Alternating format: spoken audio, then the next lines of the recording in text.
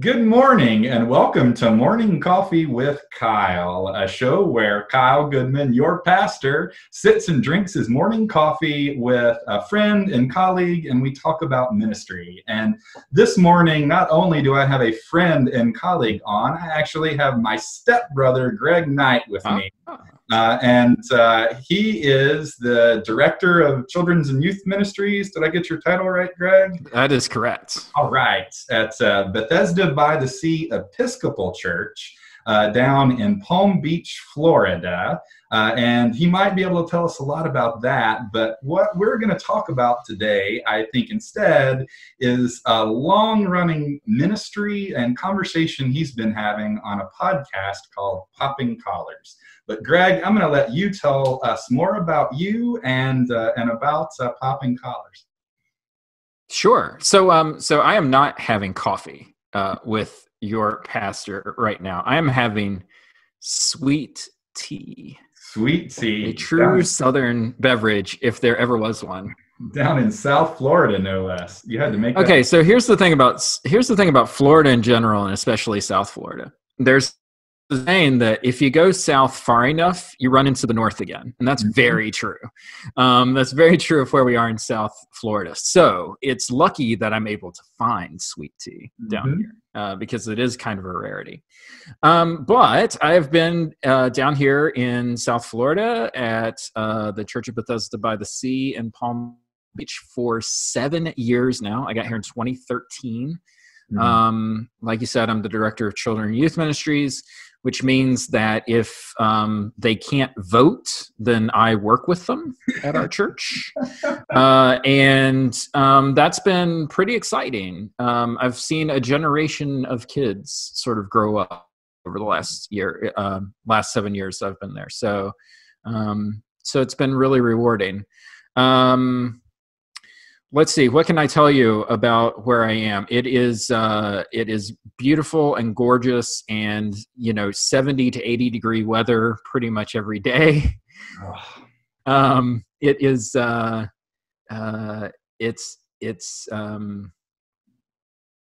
don't know. It's become home. It's become the place that I've served at the longest in my position, and I think that's been an interesting thing to reflect on, especially over the last few years, about sort of putting down roots in a place. So yeah, it's been really good. As far as the podcast, so that actually came out of my job. As a matter of fact, I was working. So you have these moments when you're doing children and youth ministry because your year sort of follows the school year for the most part. Like you start in the fall when kids come back from summer vacation and start school back. And then you end like right around May or June when school gets out again and all the kids go away to camps or, grandparents' houses or wherever it is that they go over the summer. So during the summer, you have this time to take everything apart, look at what worked and what didn't work, and then rebuild everything again with the knowledge that you had from the previous year. So I was doing this in my Sunday school classes. I was taking down all the bulletin boards and all of the name tags and supplies and putting things away.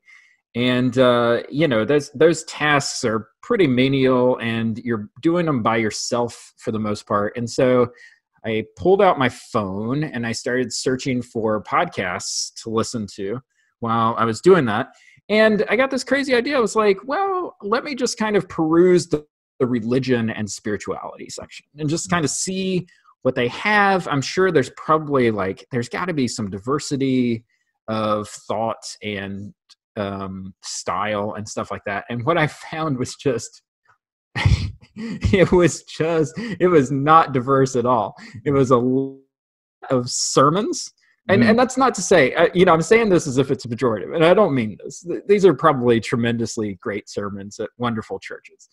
But the religion and spirituality section of Apple Podcasts is full of sermons and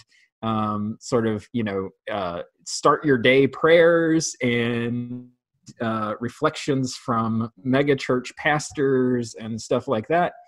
And I was just like, I mean, these are wonderful sort of affirmations, but is there anything that kind of gets at how we encounter sort of religion in our daily lives? Like, I would love to hear something like that. And having not found anything, I sort of went to Google and said, Google, how do I make a podcast? and I found out that the answer is actually, it's not hard. So I set up some basic recording and basic editing equipment on my computer, and 7 years later, I'm still doing it. Wow. And we were talking the other day. I think that you said that your podcast is now the longest running on the Episcopal Cafe website. Is that right? Okay. So yes, we were the first podcast on the Episcopal Cafe, but we have sort of taken to tongue-in-cheekly calling ourselves the longest running Episcopal podcast, because that's not to say that there weren't Episcopal podcasts when we started. But all the shows that I know of that were on when we started our podcast have now like run their course, or folks have quit, or, you know, just like ministry, like you're excited about something for a while and then you just kind of lose interest after a while. And what I've found is that our podcast is the oldest currently running Episcopal podcast, I think. Now, I could be wrong. There could be somebody floating around that I just don't know about. But well, that's fine. We've been calling ourselves that. Those of us in ministry do this all the time. As far as I know, it's the oldest, the biggest, the best, or the most unusual or extraordinary. I don't know of any others, so we're just going to run with that. Yeah, exactly. Yeah. So your show, Popping Collars, it's about pop culture. And in case anyone's wondering what's on my shirt, if I can get this in the camera, this is some Popping Collars merch. You can find this. I'm sure Greg can tell us exactly where on the interwebs to find your Popping Collars merch. But it's all about pop culture and the ways that faith and life intersect pop culture. And so I'm wondering, and I know you have to have thought about this over all these long years, what is pop culture? How would you define that? So the easiest way to define pop culture is that it's art or media created for a mass audience. So you're trying to hit as wide of a target as possible when you create it.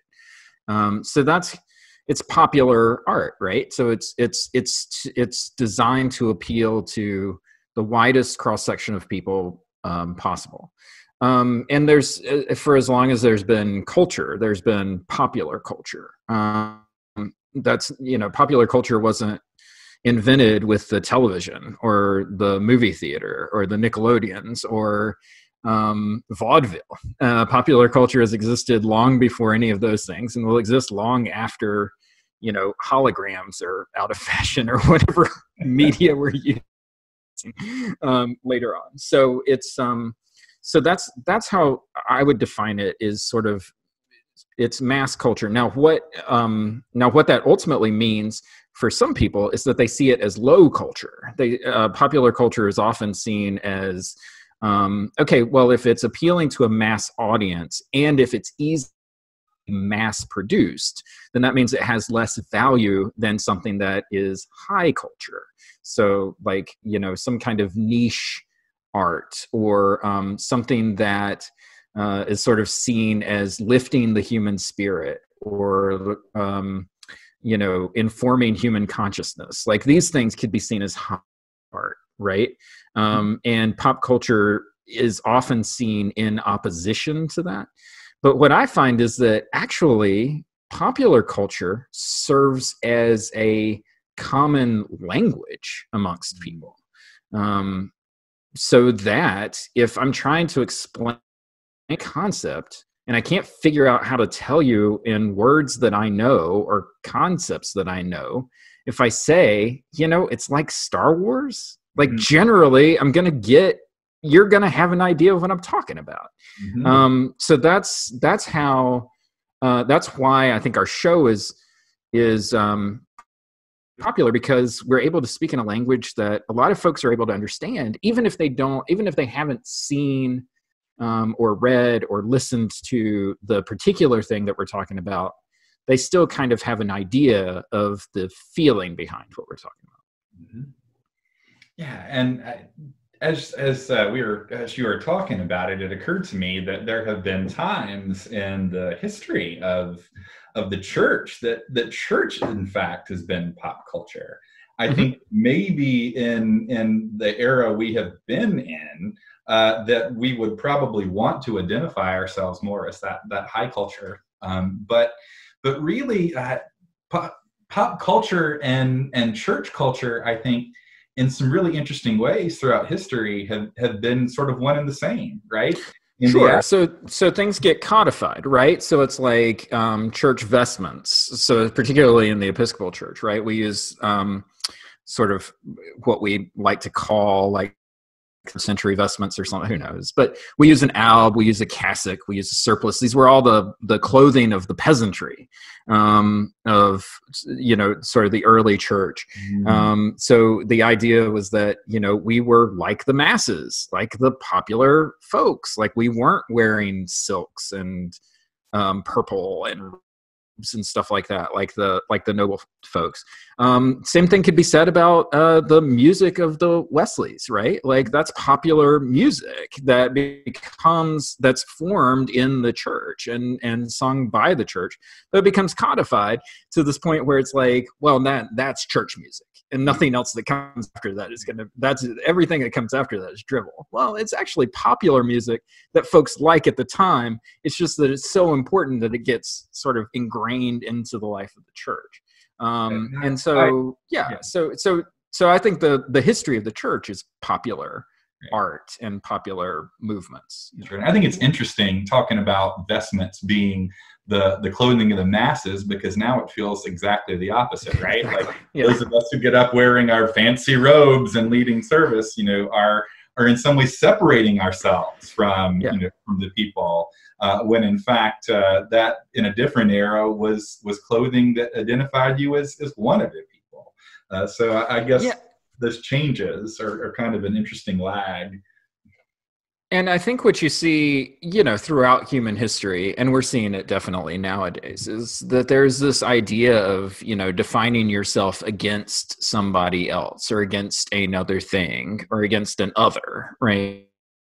And the sort of the drag of, these reactions against like percussion instruments in church, or, folks not dressing up for church services or whatever it is, right? That whenever someone embraces a popular or a mass musical instrument or way of dress or anything like that, what ultimately ends up happening is that you have this divide between, well, that's not right, that's not, proper for this space. And you set up this sort of this fault line between high culture, what you perceive as high culture, versus what you perceive as mass culture. And actually what I've found over the last 7 years is that these things have more to talk to each other about than they actually have that divide them. So for instance, it doesn't, people's beliefs are their own thing, and I'm not telling anyone what to believe or thing like that. But if your stance is, I can't watch or read Harry Potter because it's not edifying spiritually or whatever, well, actually, it probably has more to tell you if you just read it and watch it, right? Than if you just cut it out of your life entirely because you think that it is beneath you somehow, right? So that's where we're trying to do our show is by engaging in conversation and how people use these popular pieces of art to make meaning out of their lives, because a lot of people do that. And there's a lot of popular art. There's more popular media now than there ever has in human history. So there's a lot of things that people are using to make meaning out of their lives. Yeah. So on your show, I know you cover an incredible gamut of topics. You and I have I've been a guest, and we've talked about Marvel movies before. We've talked about popular TV shows like Doctor Who.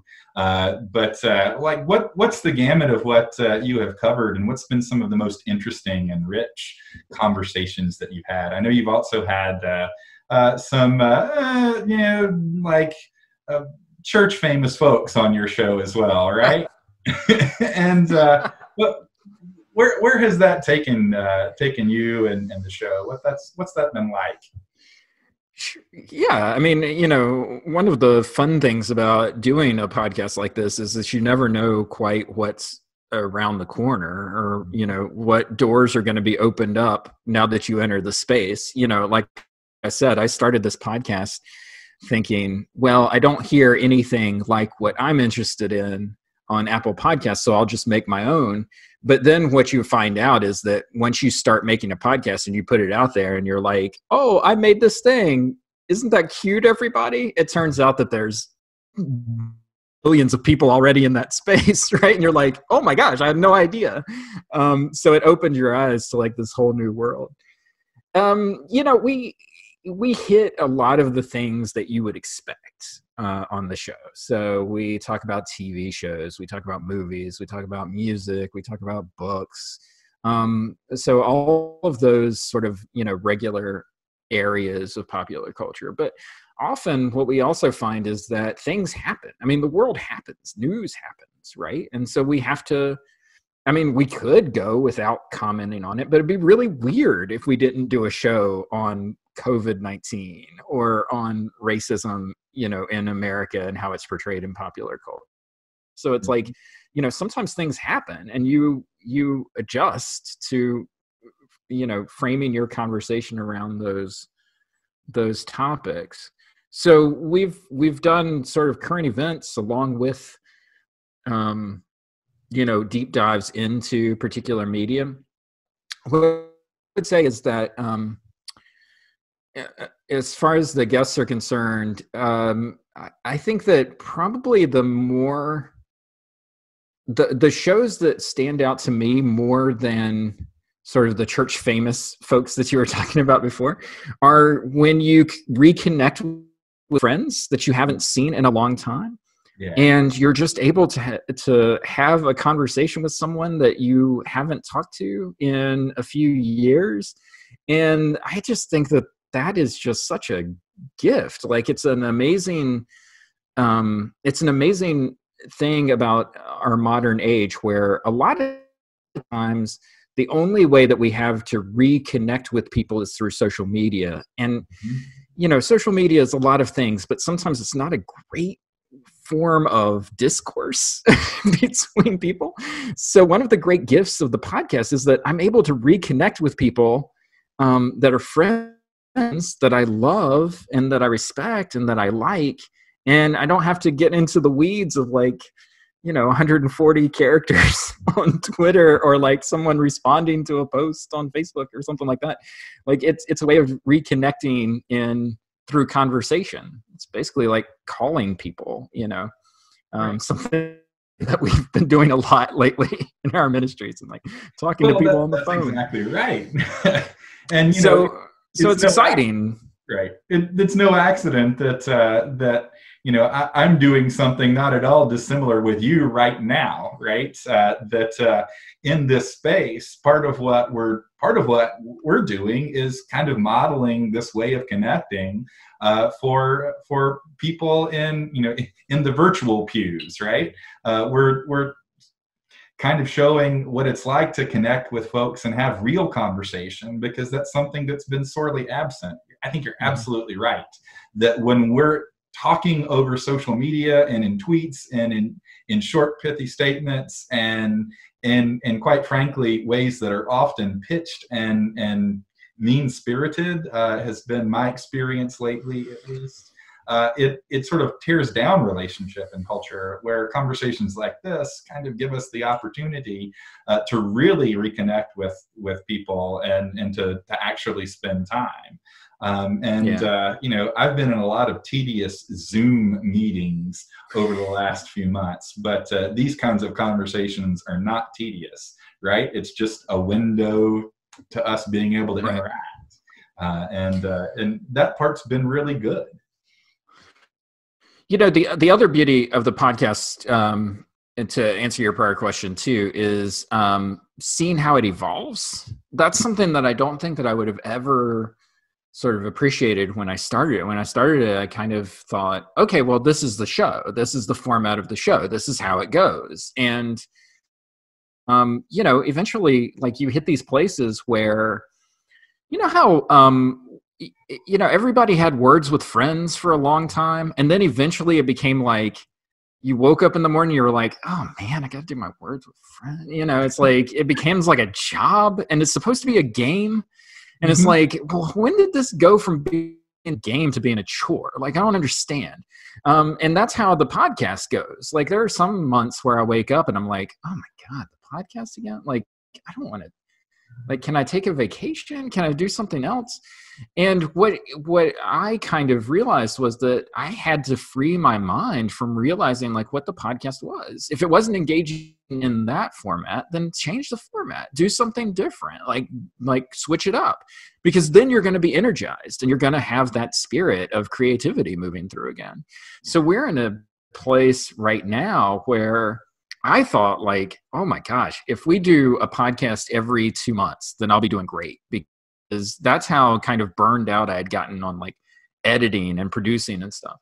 But now I've realized that we don't have to do just one format. We can actually do lots of different kinds of formats under the Popping Collars umbrella. And now we're doing like 4 podcasts a month. But it's like, you know, it's because like once you tap in those things, then the spirit just kind of gets you moving and gets you doing, and you develop that passion. And then when that runs out, you just kind of refocus and figure out like, what is it that I love about this? And then you move in that direction. And it's okay to change and evolve and move. You don't have to stay in the same pattern. As a matter of fact, if you stay in the same pattern, you're not going to be the longest running Episcopal podcast. You know, everything you're saying is brilliant, which is not a surprise. But the really awesome thing to me about what you've just been talking about is you can just take the Popping Collars, the Popping Collars podcast, I got that out finally, and substitute that for the word church or your ministry context, right? And everything you said is still exactly true, right? We get so hung up on the format. We get so hung up on this is the way it has to be, that this is the pattern, this is the rhythm, that oftentimes it becomes a chore rather than, you know, being something that's life-giving. And if you just vary it up, if you just allow the Spirit to take you somewhere new, not only do you get to experience that edifying, life-giving thing, but oftentimes it can re-energize the things that had grown stale in the first place. We are learning this at Alamance, I think, in an incredible way. With our staff and with our leadership, as we are, you know, in the midst of having to press pause on so many of the things that we love. We are both learning to do new things like this, and also learning what we really, really value and miss and long for.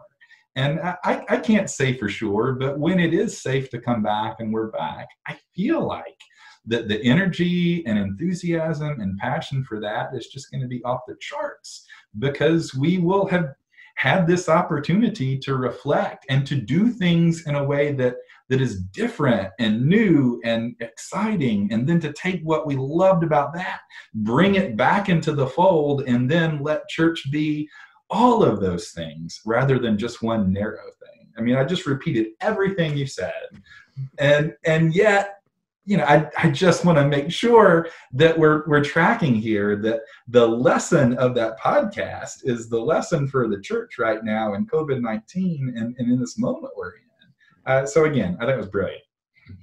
And you got to think that, I mean, gosh, your church, my church, like it's going to be packed with people when we finally get back to like whatever. I mean, you know, I get that like it's going to be steps and stages along the way and stuff like that, but you know, in a future when we are in some form of what we identify as church, like we've missed that for so long that it's just this, you can feel it. It's this yearning of like, man, I can't wait.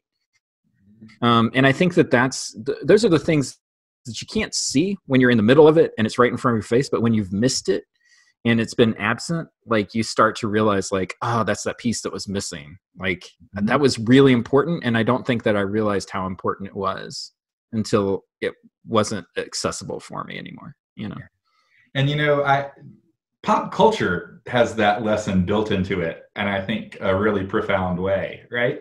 Those of us who get invested in a particular TV show or a particular series of films, right? And are just hung up on that, wanting to see what happens next, right? That anticipation that builds sometimes over the course of years, is so edifying, right? That feeling of what's the resolution of this going to be? What's that going to look like? And I think it's something that's been missing in so many ways from the narrative of those of us who kind of live into the rhythm of faith. There's no surprise anymore. We kind of know what's coming. It's comfortable. It's familiar. It's your crime show procedural case of the week, right? Like you can pretty much tell what's going to happen in the movements of the show. It's just so familiar, as opposed to, you mentioned Star Wars earlier. Where is that feeling of you just watched The Empire Strikes Back and you learned that Darth Vader is Luke's father, and now what? And you wait 3 years to see the now what, right? And that experience of waiting to have that resolution is what makes that story so compelling 40 years later. People are still invested, and as good as the story is, I think it's the anticipation and kind of living into that makes people so invested. That 3-year window of investing yourselves in the story carried a lot of people through 40 years of it, and that I think it can be good as an experience for the church right now, as we are living into the anticipation of what it might look like to be back together as a community of faith, right? Sure. Anticipation of resurrection, maybe you'd call it. Sure. 2 things. First off, spoilers about Empire Strikes Back, by the way. I'm sorry, but if you don't know what happens in Empire, then I'm glad to have ruined it for you. Jacob Nicholson, if you happen to be watching anywhere, anytime, I'm sorry for ruining The Sixth Sense for you 8 years later. I apologize once again to all of you who hadn't seen Empire Strikes Back. Mea culpa. So, spoilers for a 40-year-old movie. We're gonna have to put like a warning label on this video or whatever. Of the screen. If you have not, just a little crawl or something. Right? And then, second, one thing that I always tell my confirmation class is that you're part of an epic narrative. You're part of the story that comes from the Bible. Like all this crazy stuff that happened to these people, you're part of that narrative. You are the next chapter in this journey. So it's not up to us to be like the boring ones. Like we're supposed to be, part of the narrative as it goes along. And your idea of anticipation is 100% correct. Like, the things that are appealing about a property like Star Wars, like a Harry Potter, something that is this sort of epic narrative that people can find their sort of personality types in. That's what we do. And that's what we remind ourselves every week, is that we're part of this sort of grand story, God's grand story of humanity in the world. And I think that popular culture, and we can sort of make these connections, we can say, yeah, isn't that a wonderful story? Let me tell you a great story too that you're actually a part of. And sometimes, like, I think that we don't give ourselves enough credit as human beings. Like, we sort of think to ourselves, like, really, like me, I'm just normal kind of person. Yeah, those are the kinds of people that God uses. Normal kind of weirdo people like you and me. Like, you're, the Indiana Jones of our story. So hop up, do it. This chapter that we're in is really interesting, right? Someday people are going to be talking about what the church did during COVID-19, during the radical upheaval that happened in 2020 related to race and reconciliation. And like, in the same way that we talk about the church's role in the civil rights movement, or in the Depression, or in any other era of history, at some point people are going to be telling the story of what we did and how we coped and how we made it through. One of the awesome differences is they may be able to go back and watch that ancient archive of YouTube and find out exactly what we talked about, right? They'll have a more immediate window. It's humbling to think someone might be watching this 200 years from now. I seriously doubt it, but I mean, it's possible. It's fascinating. I always say, like, look, the world always, what's the Martin Luther King quote, right? Like, the arc of history is long and it bends towards justice. Like, history takes a long time. Like, and it's easy for us to speak in hyperboles. You were talking about social media now. The issue with social media, and I think that it's ultimately a fad. I don't think that it's something that's going to be part of our lives for a long period of human history.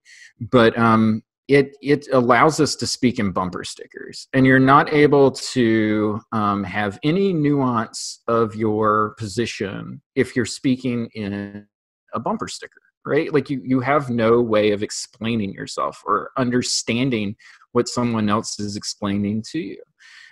That's what these kinds of things are really important for, I think, is that we're able to have a conversation, we're able to engage ideas, and it's not just, short sentences that are designed to divide us.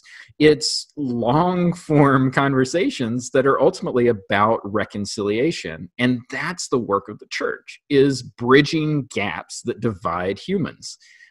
We've been about that for 2,000 years. We're going to be about that for another 2,000 years.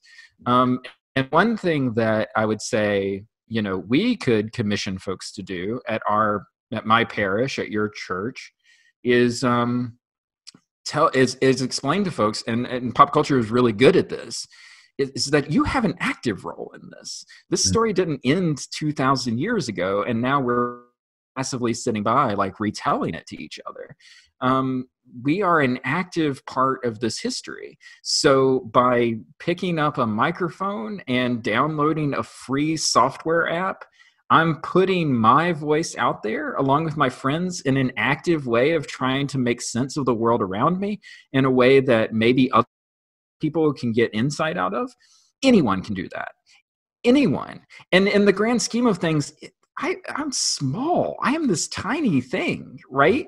But it's not about how many people you're going to reach. It's about just being an active voice for Christ, because you're the chapter. There's going to be a chapter that comes after you, and we need to know what our story is so that we can share it with the generations that come after us. That's what Moses was saying in Deuteronomy.